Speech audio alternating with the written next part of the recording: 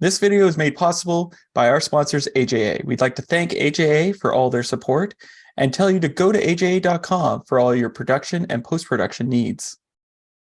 Hi, I'm Gordon Brickell from Filmmaker U. At Filmmaker U, we create courses for film professionals to deepen and diversify your existing skill set. You can learn more at filmmakeru.com or, of course, follow us on Twitter at filmmaker_u.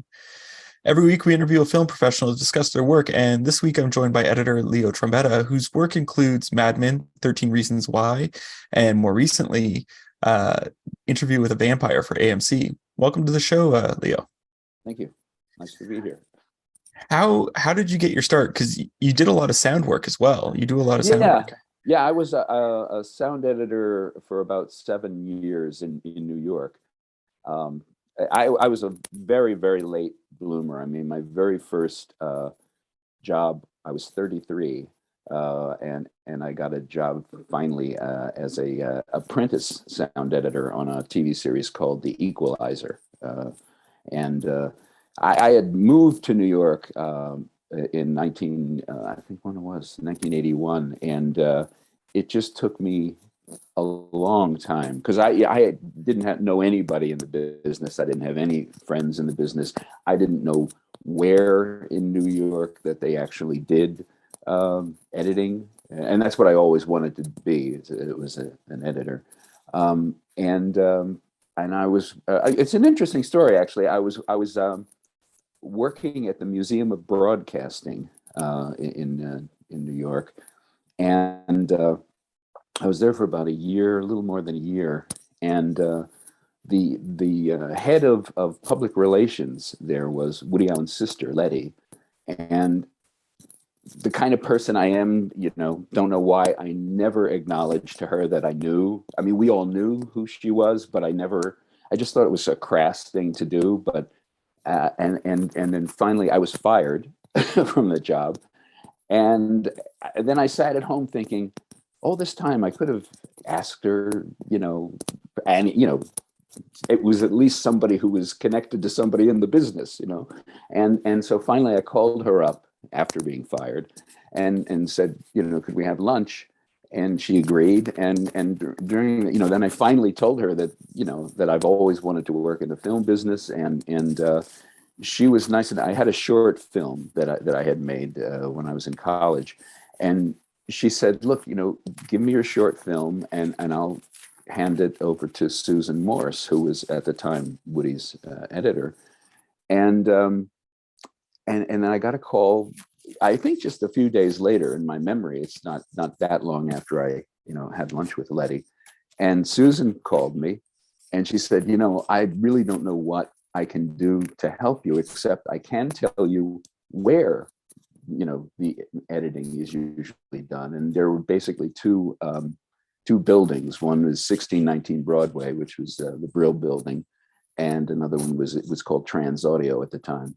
And that's what did it. Finally, it's like, at least I know where everybody is that's working in the film business. So I just haunted the place with my resume for the longest time, until finally, I don't know how long it took, but months and months of going back every couple of weeks and going from door to door and just, saying, if you need anybody, and I finally got an opportunity to work on the TV series. And that was, and at least being able to go every day to that building, which there must have been 6 or 7 floors of, all kinds of films and television shows there.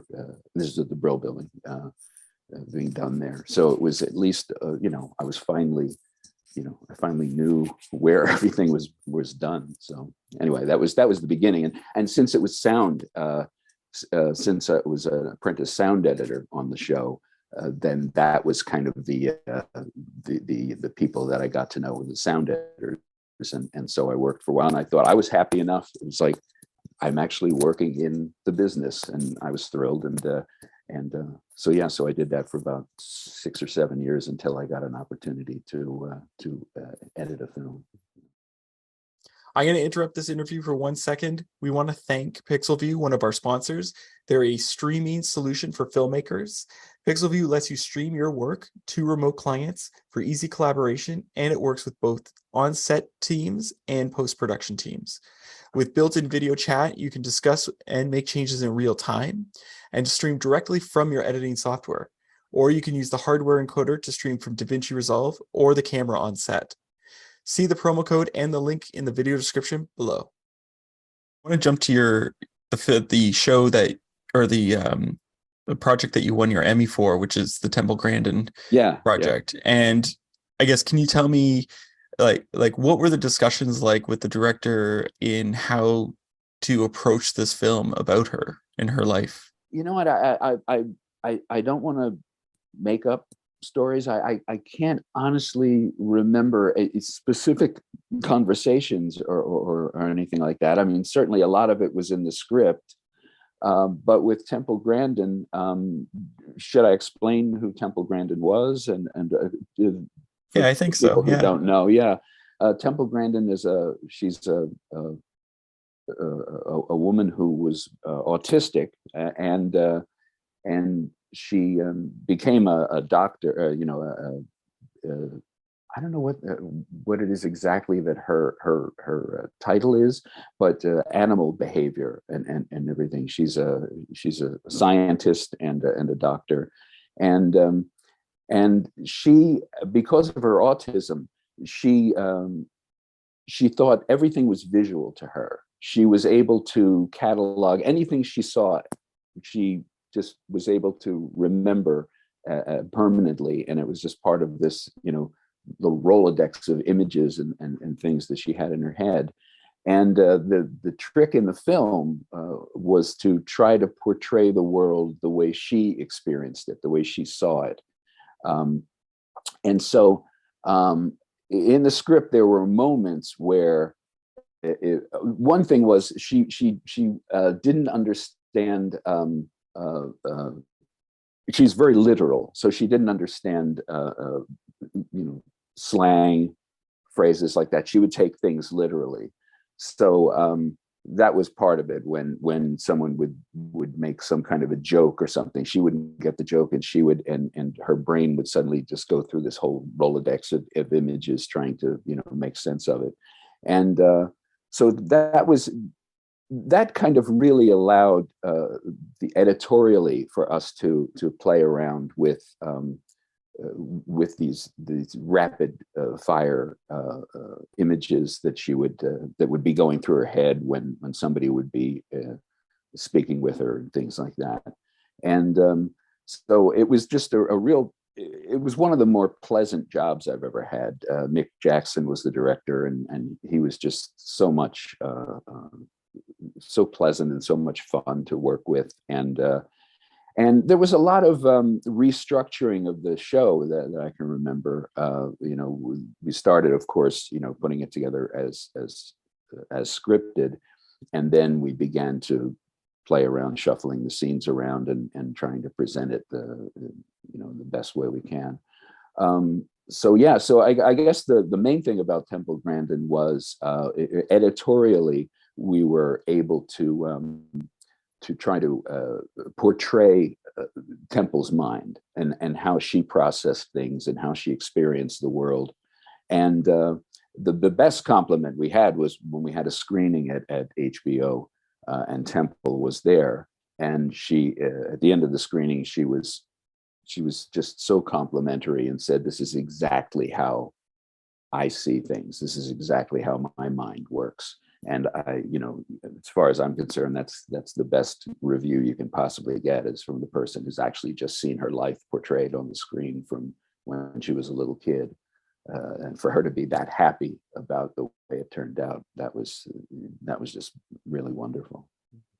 So why don't we take a look at the scene that you shared with us, and then chat about how you approached it.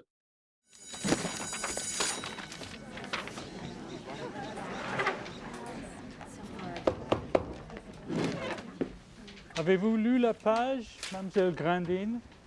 No. I don't want to study French. I want to learn science. Read the page, please. Read it.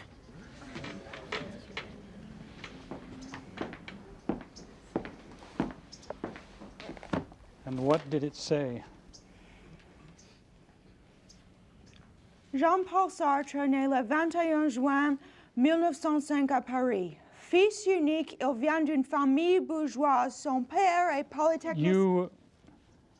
You learned it? Well, I just looked at it. Then I have the page in my mind and can read off the page. I see pictures and connect them.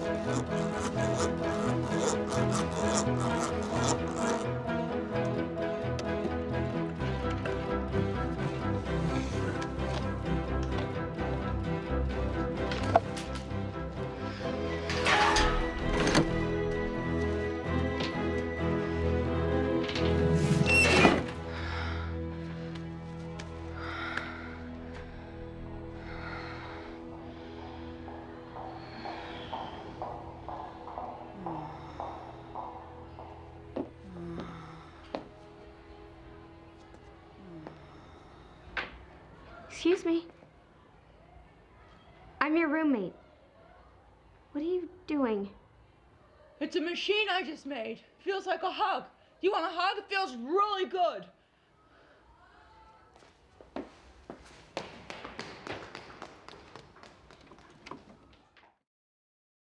I guess my first question is like, how much of that was written into the script and how much was stuff you had to do in post? Like I think about all the shots of the food or all of that, most of that was, I mean, the idea of it was certainly in the script. It wasn't literally scripted that, you see, rapid fire images of, the pastries and the making the connections. That was done in post.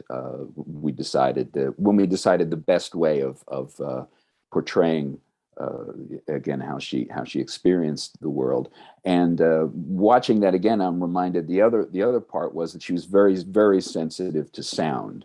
One of the things that she didn't like to be touched at all by anyone, even her mother, which was kind of sad for the mother, and she was very, very sensitive to sound, and so but getting back to your original thing, I mean, when like for example, when she's all she had to do was look at something once, and that was permanently in her brain, and then she would make connections. Sometimes the connections were correct and sometimes they weren't. Like for example, when she was trying to leave the lunchroom and she saw the sliding doors, to her those two things coming together made her think of sharp, that's a sharp knife, and the guillotine came down, and so it was those are the kind of things that we came to while we were editing. Well, and the sound design is really interesting. So like how much did you put into that got kept and versus stripped out and altered? Yeah, no, it's funny you say that, because that was a really interesting, the mix itself originally, I remember we went a little bit, I guess, over the top. That's how the HBO executives saw it. Because I remember because we were really trying to get into her head, and this is how. But I do remember when the people from HBO came to watch the first playback of the mix, and it was, and I think they were correct that it would have just been too off-putting for the viewer to have this cacophonous soundtrack as well, periodically, when she was experiencing things. And so we definitely had to go back and remix things a little less, with a little less volume.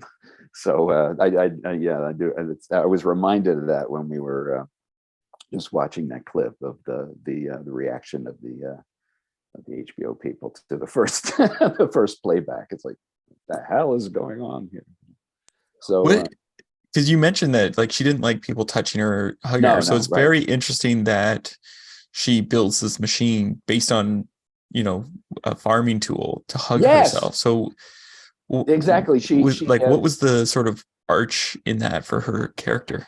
Well, that's it. One of the early on, when she was a teenager, she spent a summer with a relative who had a farm and with cows, and she saw that when they were in order to steady the cows so that they could inject them with, I guess, whatever it is they were injecting them with. She noticed that when they led the cows into the I right now can't think of what the contraption was called, but they closed the sides of the cow. She noticed that the cows became very calm, and so she always remembered that, and the fact that she couldn't allow anyone to touch her, and she didn't like to be touched. She realized that she would get very agitated sometimes, just because of the way, she experienced the world, and it was just sometimes too much for her, and she would get very, very agitated. And so she remembered she became very, she really related to the cows, and she remembered that mechanism. And so she literally built herself a squeeze machine that she was able to control how much the sides would come in and hug her. Really, it was a hugging machine, and yeah, so that was something that she did based on her memory of what she saw on the farm. Well, and if I remember correctly, like from her book or like the stuff I've seen about her, she has, I don't want to say she can communicate with animals, but she has a way of seeing animals that's different from what we're seeing. Absolutely. No, she actually feels like she can see the world the way the cows see them, especially cows, for all animals really, but she had a real affinity for cows. And one of the weird things when you think about, when you're thinking about putting this story together, is that she came up with a way of humanely slaughtering the cows so that they wouldn't. She noticed that when she was going to slaughterhouses, that the cows would be very agitated, and they would be treated very inhumanely. They'd be beaten and pushed, into the area where they'd ultimately be killed, and that would create, like, wouldn't be good for, the adrenaline for the cows would be bad for the meat that people would be eating. And so it was a strange thing. It was so we're so happy with the film, and it was so successful. It's hard to, sometimes I'm remembering now the thought of, like, geez, it's the humane slaughterhouse is sort of a real oxymoron, So I'm there were moments where I thought, how is this going to come across? I mean, how are people? Is this going to be too weird for people, to watch? But it, and I think we handled it pretty well. I mean, I don't think I don't think it was offensive or anything or weird. Well, it's a very interesting sort of, like you said, oxymoron of Yeah, how do we create something. I would like to know, like, how did you assess the rushes? Because her performance, she's playing someone who's autistic, yeah, who, you know, on a day-to-day basis, we're very used to like not communicating with people. So we might not realize that they have yeah. different approaches. So how did you make sure you were getting the most genuine performance from her rushes? You know what, it's just something that you felt, you know, as you were watching it. You know, Temple has a tendency of being like loud and you know, her social skills are, you know, were you know, very unique to her. And it was just Claire Danes, who I know was just put a lot of trust in Mick, the director, and us.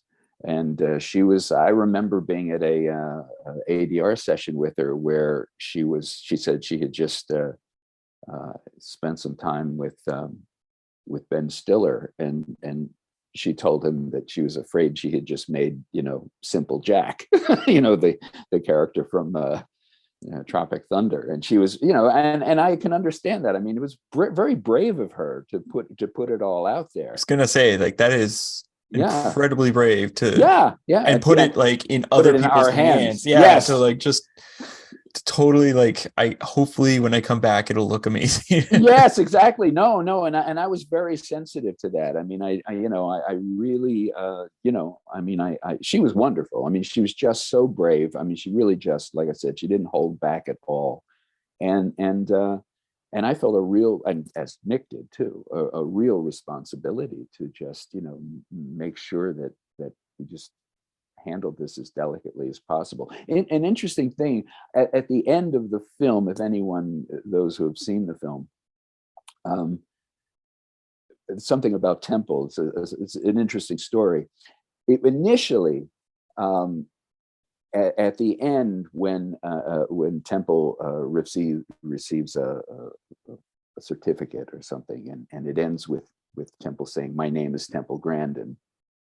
Originally, it was supposed to be Claire Danes as Temple walking up to the podium, and then when she turns, we were going to match cut to the real Temple Grandin saying, "My name is Temple Grandin." And Mick spent hours and hours and hours with Temple on the stage, and all she had to do was turn and say, "My name is Temple Grandin." And she just, you know, she kept turning, and she would make long speeches about it, and it was just this, I don't know why, but we weren't able to use anything because she never actually was able to turn and just say the final line, "My name is Temple Grandin." She just didn't completely understand what we were, you know, what was required. So that was kind of a shame, because I thought that would have been a nice ending to actually see the actual person, but it worked out anyway. Yeah, no, it's a great film. My wife is a huge fan. I'm glad to hear that, because you know, it was it's quite a long time ago, right? 10 years ago or something like that. So yeah, you know, I just wonder whether it's something that anybody even knows existed anymore. You know, you know, I'm happy to hear that your wife likes it. I mean, I love it. I mean, I swear, you know, I still, if I mean, I haven't seen it for years really, but every time I watch it, even just sections of it, I just choke up sometimes. It's just so moving to me. It's one of the best things I've ever worked on. I mean, it really is. It just has a special place in my heart. You know, it's a great experience. I mean, the fact it was just like a perfect. Everything about it was great. You know, I mean, working with the people at HBO was terrific. Working with Mick Jackson was great. It was a terrific experience, and it ended up doing well. So, I mean, you know, that's all you can ask for.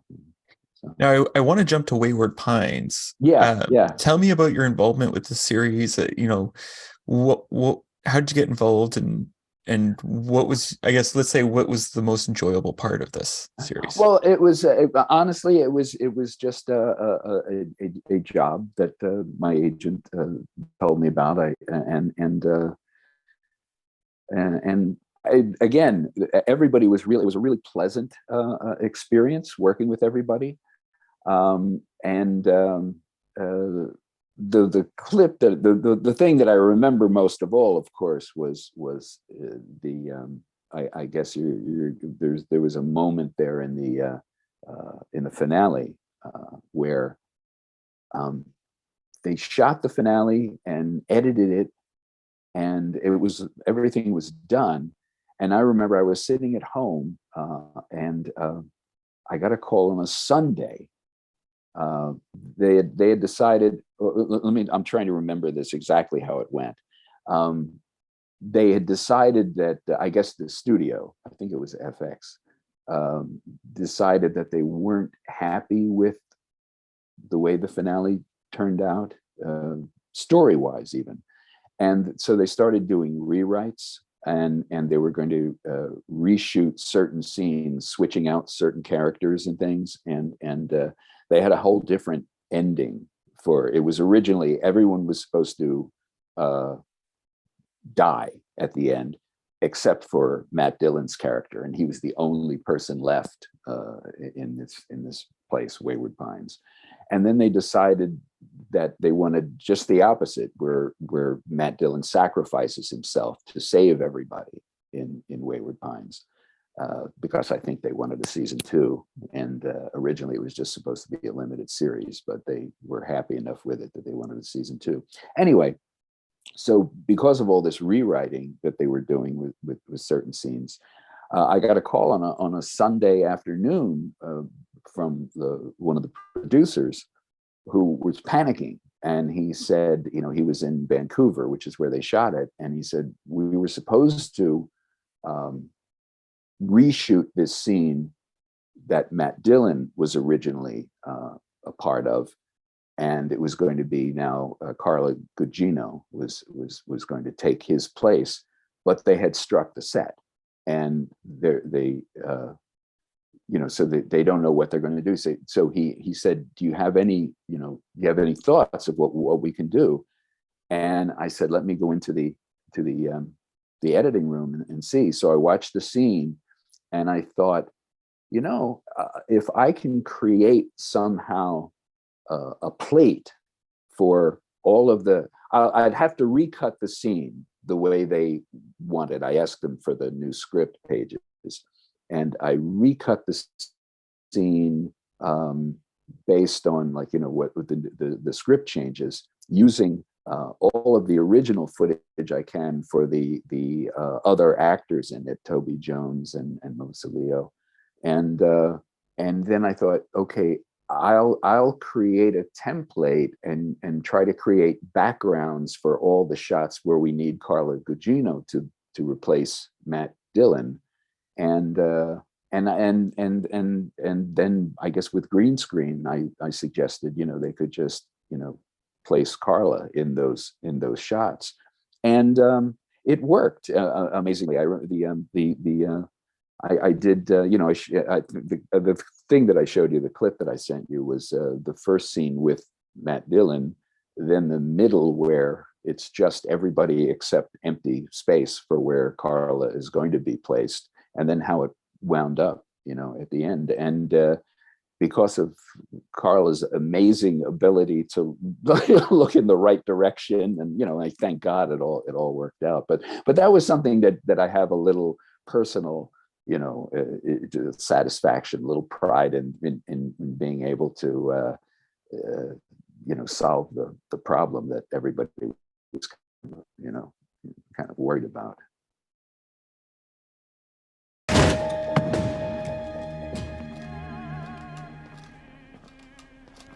Turn the elevator back on now. There's no point.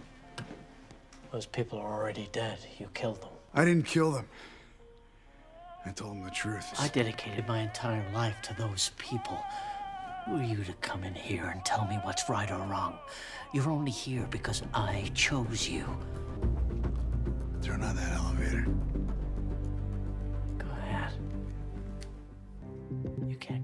ideas. They're everywhere.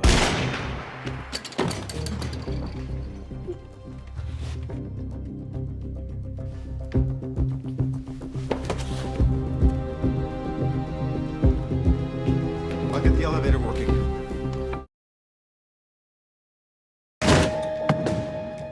Turn the elevator back on. Now. There's no point. Those people are dead. You killed them. We didn't kill them. We told them the truth. I dedicated my entire life to those people. Turn on that elevator. Go ahead. You can't kill my ideas.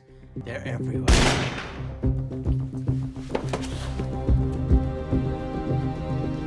I'll get the elevator working.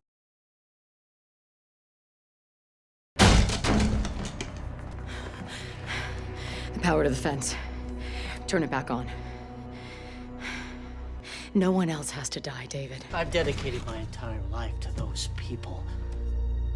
Who are you to come in here and tell me what's right or wrong? You're only here because I chose you. No. Your ideas end here. Go ahead. Kill me. You can't kill my ideas. They're everywhere.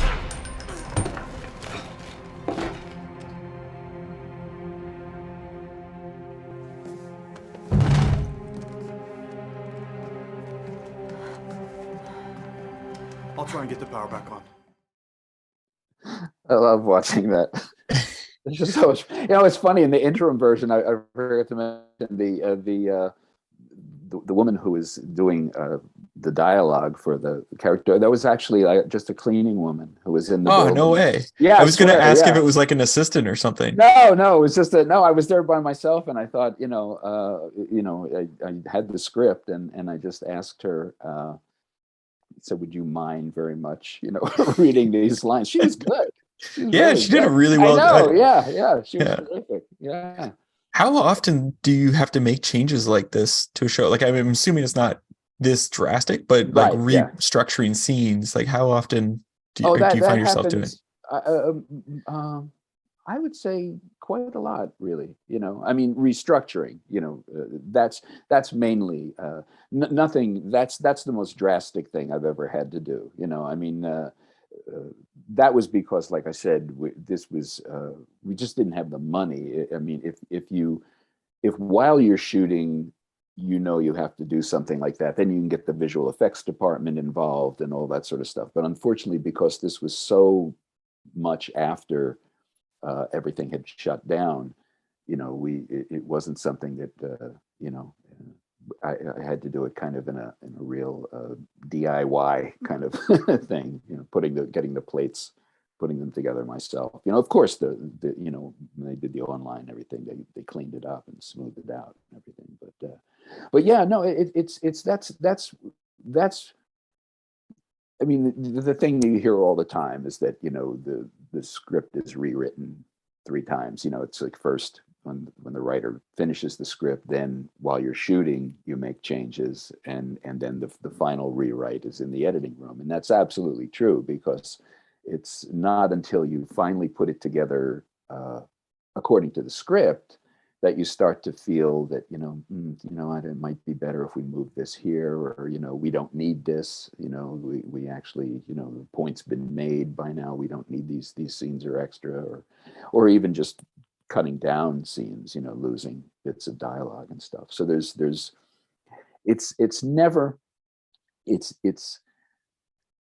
I have a little, it bothers me sometimes when people think editors just, follow the script and just put it together, and there's quite a lot more, as you obviously know from doing interviews with other editors, that it's a very, very, it's like writing. I mean, it's what I love about it is that it's not only kind of writing, but it's musical. I mean, because it's rhythm, it's beats, it's finding the right shots, knowing when to hold back and when to cut to a close up and things like that. And I personally resent when we're called cutters. Somehow that just oh, so you're the cutter. It's it's not the garment district here. I'm not just like putting a pattern down and following it. So it's very if you're with a director, if you're working with a director who you're in sync with, then it's just terrific. It's just really good. Sometimes you're not. Sometimes you sometimes work with directors who you just, for some reason, that it's just not, your personalities are not meshing, and I don't know whether, for whatever reasons, so, but yeah, it's very, very, very creative, I think. Yeah, it felt like that scene was tighter, like it was shortened slightly. It was, yeah. And, I think because truthfully, the longer story is once they saw the interim version, then they started making adjustments and they changed a couple of lines and things like that. But once we knew that we had the angles that we could place Carla in, then there was a huge sigh of relief, so they knew it could work, and so then they made their final adjustments to the dialogue and Now I have one last question for you. What would you say is your favorite guilty pleasure film or TV show to watch? You know what? When you say guilty pleasure, there are movies that I really have an affection for, and they're not perfect, but I just have they're favorites of mine. There's of course all the great movies that everybody knows are great, but then there are these little movies that like there was a movie that Carl Reiner did called The Comic that with Dick Van Dyke that is just a favorite of mine. I really love that movie. And then there's another film called The President's Analyst. I don't know if anyone's ever seen it, but it's a terrific satire about the government and the CIA and the FBI, and it's very, very, very funny. And those are when I guess when you say guilty pleasure, the only thing that come to mind are movies that maybe are obscure, but I just love them. Real guilty pleasures are horror movies from the 50s that I love. House on Haunted Hill. Oh, perfect. That's a great one. I love it. I'm a monster kid from way back, and I just have a real affection for all those movies that Roger Corman did, Bucket of Blood. So I guess those are guilty pleasures. If you say, I love A Bucket of Blood and House on Haunted Hill and all the Vincent Price, Edgar Allan Poe movies and things like that, I guess those I guess qualify as guilty pleasures. But William Castle and Roger Corman and Vincent Price and all that stuff. Well, thank you so much for letting me interview you today. Oh, thank you. I'm probably going to collapse from nervousness when this is over, but I'm trying to keep myself calm. Well, it's been fantastic. It's a very nerve-wracking thing, actually, being interviewed. Well, thank you for allowing us to interview. Oh no, thanks. I'm flattered that you wanted to talk to me. So thank you very much. And that's it for this week, everyone. Make sure to check us out at filmmakeru.com, or of course follow us on Twitter at filmmaker_u. I'm Gordon Burkell. Thanks for watching. This video is made possible by our sponsors, AJA. We'd like to thank AJA for all their support and tell you to go to aja.com for all your production and post-production needs.